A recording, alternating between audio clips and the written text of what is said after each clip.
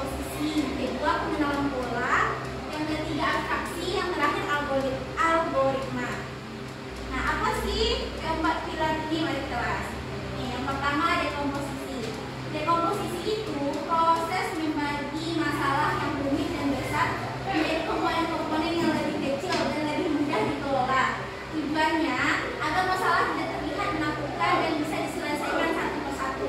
Contohnya nih tadi kata Ibu, cara membuat nasi goreng. Gimana caranya kita membuat komposisi itu? Pertama kan kita menyiapkan bahan, terus dari menyiapkan bahan kita mengiris bumbunya, bawang-bawangan kita iris, terus ada menggoreng telur, menumis bumbu sampai mencampurkan semua bahan dan langsung memasaknya. Nah, itu yang disebut dalam langkah dekomposisinya kalau dicontohkan saat membuat nasi goreng. Nah, selanjutnya apa lagi? Yang kedua, pengenalan pola. Pengenalan pola itu kemampuan untuk mengidentifikasi pola, tren atau hal dalam data atau di antara masalah-masalah kecil yang telah dipecah. Tujuannya, pengenalan pola ini itu untuk membuat solusi menjadi lebih efisien. Jika kita menemukan pola, kita bisa menyelesaikan masalah serupa dengan cara yang sama. Nah, kita bawa lagi ke dalam cara masak nasi goreng tadi. Kan saat membuat nasi goreng itu ada langkah kita menumis bumbu kan? Dalam langkah menumis bumbu itu pernah tak kalian juga menemukannya saat menumis sayur, menumis kalau masak nasi goreng kadang ada juga orang menumis bumbunya kan? Itu kan ada pola-pola tertentu yang diidentifikasi dari perilaku kita sehari-hari. Di situ pengenalan pola. Tidak berapa? Apa aja tadi pertama? Dekomposisi. Terus yang kedua? Pengenalan pola. Nah, yang ketiga yaitu abstraksi. Abstraksi itu sendiri yaitu prosedur untuk menghilangkan data yang tidak relevan atau berlebihan dan berkonsentrasi secara eksklusif pada fakta-fakta yang paling krusial. Tujuan dari abstraksi itu sendiri yaitu agar kita tidak bingung dengan informasi yang terlalu banyak dan bisa fokus pada inti masalah. Contohnya kalau dalam masak nasi goreng, nah, kita hanya perlu fokus pada cara memotong bumbu, menumis bumbu, dan rasa dari nasi goreng tersebut. Kita kan nggak perlu tuh memikirkan bagaimana cara mengaduk orang mengaduknya gimana, kan nggak perlu kita pikirkan kan? Atau gimana caranya bumbu itu bisa kalian mendapatkan, kan nggak perlu.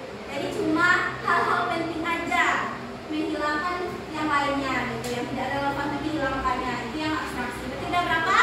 Yang pertama apa tadi? Komposisi. Yang kedua? Pengenalan pola. Yang ketiga? Abstraksi. Nah, selanjutnya yang terakhir ada algoritma, yaitu serangkaian langkah-langkah atau aturan yang jelas dan berurutan untuk menyelesaikan suatu masalah. Algoritma adalah hasil akhir dari 3 pilar sebelumnya. Ciri algoritma yang baik itu yang pertama ada urutannya jelas, yang kedua tidak ambigu, yang ketiga pasti berhenti setelah masalah selesai. Nah, contohnya yaitu di kalau kita lihat dari membuat nasi goreng tadi itu resepnya itu kan ada resep langkah-langkahnya sampai kita selesai memasak gitu.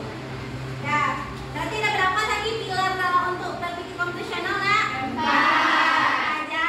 Dekomposisi, pengenalan pola, abstraksi, algoritma. Kita ada 4. Nah, kita coba lihat. Yusuf. Kita coba lihat. Ini kalau kita bawa ke pelajaran matematika. Kalau pelajaran matematika misalnya edukasi, kalian tugas mengerjakan presentasi matematika tentang bangun sisi datar. Nah, berarti itu masalah besar nih. Nanti kalian bikin dulu dekomposisinya. Dekomposisinya kan tadi mengerjakan presentasi, berarti pasti akan ada yang mencari materi, terus bikin slide-nya, mendesain tampilan slide-nya, terus berlatih presentasi, terus ada nanti kalian akan membagi tugas kalian bersama kelompok kan. Nah, itu termasuk komposisi dari masalah besar kita, itu mengerjakan presentasi matematika tentang bangun sisi datar. Nah, kalau pengenalan polanya berarti kan kalau kalian bikin slide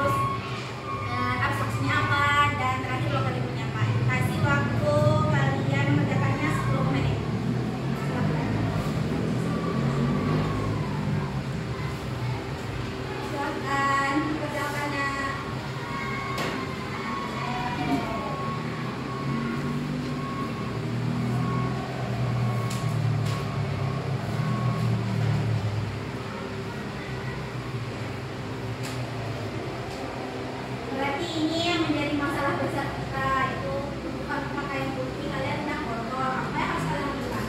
Jadi ini komposisinya apa? Nah, silakan kerjakan.